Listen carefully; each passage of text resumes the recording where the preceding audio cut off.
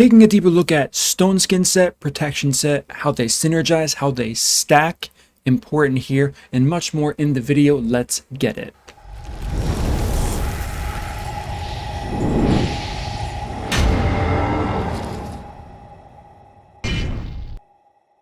What up team, it's your boy MurderInc here, back with another Raid Shadow Legends video. Today we're going to be going over the new sets, timestamps below as always. So I did a video before, a lot of people seem to like that video because there's not a lot of information about it, but we showed Martyr in a STONESKIN set, how she was terrorizing the arena. The question is, what's the synergy between multiple STONESKIN sets? What is the synergy between STONESKIN as well as Protection Set?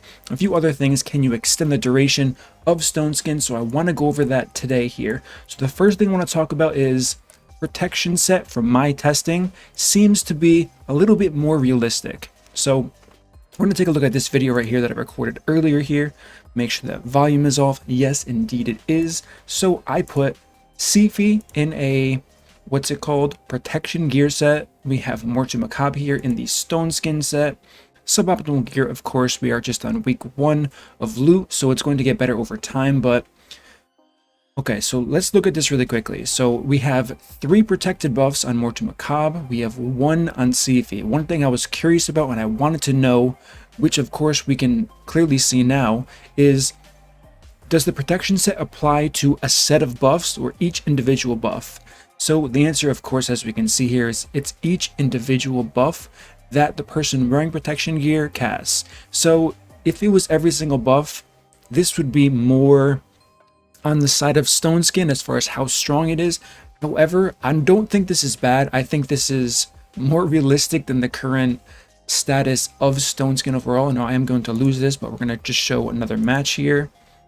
I believe it is this one. Okay, so as you can see here, we got like reverse luck. So we have 2 protected buffs on Sifi, 1 on Mortu Macabre here. Mortu, of course, is good because he has the chance of proccing Peril. Yes, it is going to be quite RNG. As you can see, they're not denting that STONESKIN shield at all. But I don't know. If it doesn't proc for Mortu Macabre, the set's not really that good. If it does, it's fantastic. If they have a stripper and he's really slow like he's supposed to be, it's not going to be ideal either way. So I do believe I tested this one more time. Yes, with this team here. And as we can see, if we can see, where's the start of the battle? Okay, so it's right here. We can see 1 protected buff and then 2 protected buffs on Sifi. So like I said, I don't think this is bad. And actually, did they just steal the buff? Why is it protected on there? Okay, so maybe they have protection set as well, which is interesting. Who applies? It looks like they have protection set on Necrit as well, which is kind of cool. So I did a bunch of testing like this. The results you can kind of see for yourself here, where I think protection is more balanced as far as the 2 gear sets go. Not to, I don't want to say anything's broken. This is just the first week of people having this set. Maybe it's going to be better. The next question that's quite interesting, and of course, one thing I didn't mention is protection set. It makes more sense for it to have a lower chance to proc because it's anytime the wearer of the set casts any type of buffs on themselves or allies. So it's not just a one-time thing like the STONESKIN set is. So that's the good news with this. It does add more RNG to the game. RNG isn't really what we need in this game, but it is what it is. So with all of that being said, that's kind of all I wanted to show you with this clip here. Now we have a few more important things to talk about as far as STONESKIN goes. The first thing is, how do they stack? Can they be extended? So as we can see here on Krisk, he is wearing, for some reason, a full, so he's wearing a full set. And I want to know, I don't have enough protection pieces to gear 2 champions, so 12 pieces. I have enough to gear 1 with 6 and 1 with 4. Now, a lot of people are curious as to how these set bonuses stack. From my understanding, it's 45%. Some people were saying, well, it could be just 30%. However, based on the terminology they use, I can't confirm this. It's the weekend. They're out of office, so they can't answer me either. But based on how every other gear set works in this game, based on how we can see plus 12 speed here and then plus 5 here, it's a pretty good indicator that it's going to be 45% total here. Now, if we do go down to Stone Skin, this was a big argument that someone did pitch to me. Well, if Stone Skin has 1 turn here and 2 turns here, why isn't it 3 turns? Because it specifically states the entire description of the skill in the 4 set. So this gives Stone Skin buff 1 turn at the start of the round, and then the next set piece is gives Stone Skin buff 2 turns. It doesn't say adding anything. It's not plus like we can see here, which is why I'm gonna go with 45% unless they tell me otherwise, which I can know on Monday for sure. So we're gonna use Krisk here to see if we can extend the duration of the Stone Skin, which would be broken, by the way. I'm hoping it doesn't work that way. And then we are also going to see how these things stacked. So Stone Skin, in theory, should never stack. I want to see if a 6-piece and a 4-piece stack, since they're technically different. Now, from what I've heard from someone who's been lucky enough to have 12 pieces of Stone Skin, adding them both together, they don't stack at all. You cannot have the double shield on 2 champions. So I want to see if I can kind of get around that by hopefully a different spell ID using a +4 and a +6. So let's get right into that now, see how it works. Let's find a decent team that we can survive for a long time to kind of test all of these theories out. And let's see, what do we got here? Decrease turn meter, stripping, we don't want that. We're gonna bully this team too hard so we can't fight them. Lock cooldown. This one could be fine. I'm a bit worried about Hegemon. You know what, let's just go for this team. Dravs, I choose you. Okay, so we have this guy, and then Krisk was the final piece to this puzzle here. Let's get right into this and test. Of course, I passed them already. So we have a 6-piece Stone Skin on Morte Macabre. We have a 4-piece on Krisk, and we have a 4-piece on War Chief, and then we have a 6-piece protection on Krisk. Let's see how this plays out, what we can see and what we can't see. And I have to remember to, okay. So, what I thought was correct. This is really interesting, and this is, I mean, it shouldn't work like this, but like I said before, the Stone Skin thing. Okay, anyways, let's go ahead. Let's try to steal some buffs here. Let's choose who probably has no resistance. Arbiter, I'm assuming. Okay, I mean, we stole a couple buffs here. So we got that 1 turn. It's kind of like Relentless Gear. Let's go ahead, try to extend the duration of Stone Skin, see if that works. And it doesn't work. Okay, this is balanced. I like this a lot already. So that doesn't work. That's the good news here. So it might, just might, be meta to have a 6-piece and a 4-piece. Now, like I said, I cannot confirm what the person told me about having 2 6-piece sets, how you only get this shield bar on one of the champions with the 6-piece set. Cannot confirm that. That's just what I've been told. I would want to test that myself, but I'm missing 1 piece. I have 11 pieces, not 12, of the different slots. So unfortunately, I cannot test any of that for you all here today. But what I can test, and what we just figured out, is really cool that you can use a full shield with the Stone Skin if you do use a 6-piece as well as a 4-piece. So if it is true that you cannot stack double 6-piece sets, which I hope isn't, because that would make this a lot worse than it should be. Let's go ahead and I think I'm gonna die either way, but let's try to get the damage dealer out of the way here. We can throw this on auto. I think they're just gonna keep cycling turns and CCing me into the end, or I'm just gonna get 1 shot. Okay. So this was really cool. You cannot extend Stone Skin. Can you confirm? Protection set. Okay, so that was the second thing I wanted to test here. Protection set on a Krisk. Now, I tested protection set on, what's her name? Blanking, Krutroxa, because of course she applies Revive on Death to herself. I did about 15 battles, and I did not see her passive, applying that buff, get protected once. Could be bad RNG, 15 is nowhere near a big enough sample size, but I want to test the same thing with Krisk, just to see if his passive appears. Okay, so I did get bad luck. This is why we test things, and we don't jump to conclusions. So, passive sets that apply buffs can fall under the protection. you would say, of course, Murder, that's quite obvious. Don't say anything is obvious when we are in fact dealing with someone like Plarium and their coding and their descriptions of the skills here. So let's see if we can extend the passive that's already protected. We can indeed. We applied a new buff here. Now ally protection, continuous heal, protected. So that's the good news here. Protection can have a use, but this is what I like about protection, which I was going on to before, is Stoneskin is pretty OP with, it doesn't really matter what stats you have. However, protection set is only really as good as the stats you can get on them. With that being said, I think it's a much better game design to have a set like that, which means it's going to be more RNG, it's going to take a lot longer to get the right set pieces for protection, get the stats you want, get the rolls you want, and then you're going to get rewarded through farming Hydra throughout time, getting those top chests, and eventually getting a very strong protection gear set. Or you can get lucky week 1, week 2, and just be OP for the time being. But I do like that approach. I'm not going to call for a nerf right now. You guys can let me know what you think in the comments below. Do you think Stoneskin is too strong? It's easy. I saw a ton of people saying, oh, you can just counter with bombs. Trust me, I know it's easy to say that, but it's much easier said than done. For example, if I decide to build a full resist team, good luck getting bombs on the champions. If I decide to, on top of that, you have a 3% chance to resist on the champion, regardless of accuracy and resistance, so that's another thing.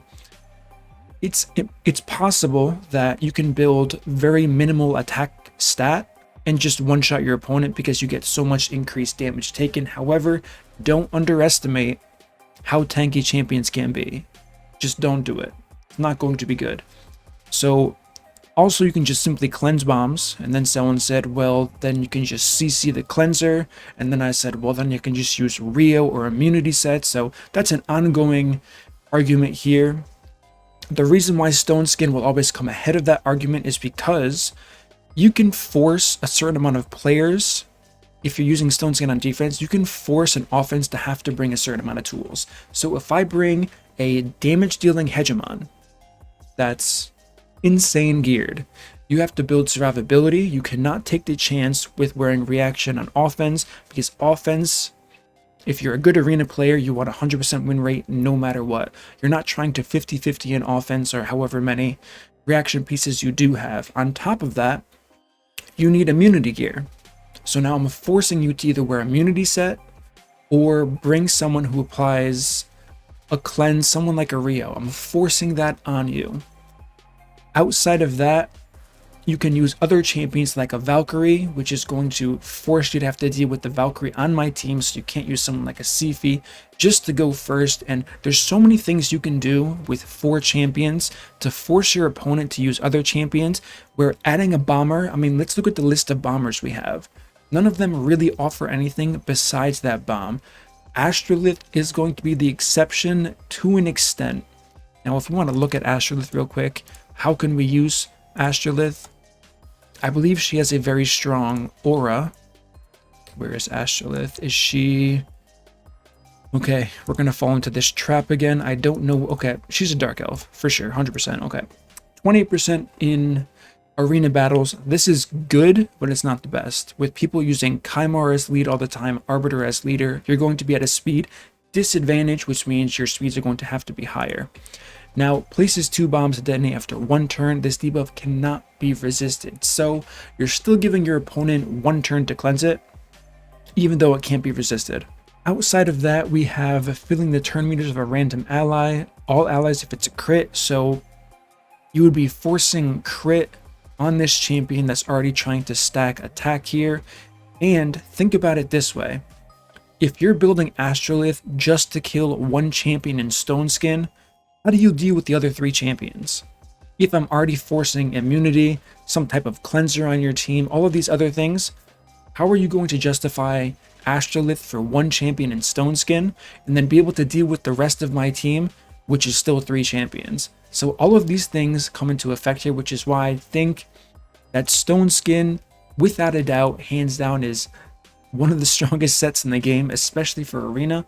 A lot of people don't care about Arena, but a lot of people do as well, because it's the only really competitive part of this game. So, I don't know, give me your thoughts, give me your feedback. What do you think about this? I know we talked about it in the last video, and I saw some people saying this is stupid broken. GG Plarium, this is where the game's going to. I don't want to jump onto that boat just yet, because like I said, it's really early. We're not really sure what their upcoming champion releases are going to be. Maybe we're going to get a crazy utility bomber that what they really have to do is they have to make a champion that scales bombs, or make it some type of synergy where you don't have to stack attack to scale a bomb. I think that's going to be the best, I guess, path that Plarium can go to really make bombers viable in Arena and in every other place, because attack is a very difficult stat to stack when you need accuracy as well, and if it can't be resisted, attack gives you 0 survivability. So either intertwine attack with survivability on the champion, or there's so many things they can do. Make a bomb deal damage based on HP, defense, they all would have been better. Make it based on speed, that would be interesting. I believe we have one champion that scales with speed that I can think of off the top of my head, which is Rowan. Where's Rowan? Okay, apparently Rowan is no longer, I know I say this all the time, Rowan is no longer a dark elf. Let's see, Rowan. Also no longer a Night Revenant, unless I'm skipping it. I don't believe I am. So what could they be? High elf, perhaps? Rowan doesn't sound like a high elf. Okay, so am I going to take an hour trying to find one champion? The answer is kind of. Undead. We have Rowan. No, Rowan doesn't sound like an undead. Maybe Sacred Order? Can somebody please throw me a bone here? Romero. Oh my, it's all downhill from here. I'm 99% sure I just skipped her. Is she really not? Did I test out Sacred Order? I mean, I know I have one, but okay, she has to be a Bannerlord. Okay, so as I was saying, Rowan for sure is a Bannerlord, has always been a Bannerlord. I knew this, I just wanted to extend the duration of the video a little bit longer here. So as we can see, we have a skill here based on speed. This would be pretty cool for a bomb champion, because speed is a very valuable stat in pretty much every composition, and the only composition speed isn't good for is if you have reaction gear. However, bombs ignore reaction gear because you don't have to crit. Or bombs don't crit, rather. And placing bombs, of course, if they make it required on landing a crit, they're going to just kill the skill. So if they made it based off speed, that would be really, really cool. So I hope they do something like that. Can confirm where Rowan is. Very nice. Bannerlord knew it the whole time. So that's going to conclude this video here. Kind of unpacked a lot for you guys, but I am interested to know what you think about all of this, because like I said, it's kind of a lot. These are 2 new gear sets that have major potential to change a lot of things. PvE wise, out of curiosity, I'm pretty sure it only works once per dungeon attempt, not per round, but we can obviously test that out right here. Okay, I guess I've never farmed this before. Perfect. So let's go ahead and just throw in our 3 champions here. Recently used. We have you. Then we can just throw in, like, I don't even care about this if we waste it. I want to see if it pops up each round. That could have huge implications as far as how good these guys can be in PvE. If it never appears again, then they're not going to be that good, unfortunately. But I think they were aimed at a PvP goal here, because of course, as we know, 2022 is going to be the year of them focusing on PvP. Let's see. Interesting. Okay, this changes things a little bit. I wasn't expecting this. I did not know this existed, but this has potential. So this is kind of big. Hopefully enough people stayed until the end of this video, because this is something I just thought about, and this is huge. This is going to be something to discuss down the line.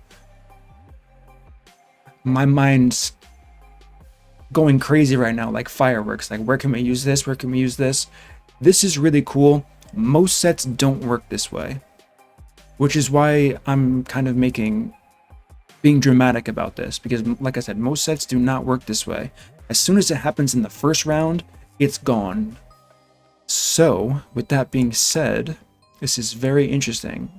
I mean, since it's so new, I'm not going to start saying where I think it's going to be good. It's going to be better to test, but if you guys want to in the comments say it can be good here, you're going to have more time to watch this, digest it, think about it, and then comment about it. I'm going to read them because this is really cool. I'm probably going to make a pinned comment about this part of the video because, like I said, I was not expecting this at all. Alright, so it even stayed. This is really cool here. I'm a huge fan of this. This just goes to show how much stronger this set is. Okay, we didn't steal the shield, unlucky. But, so this set,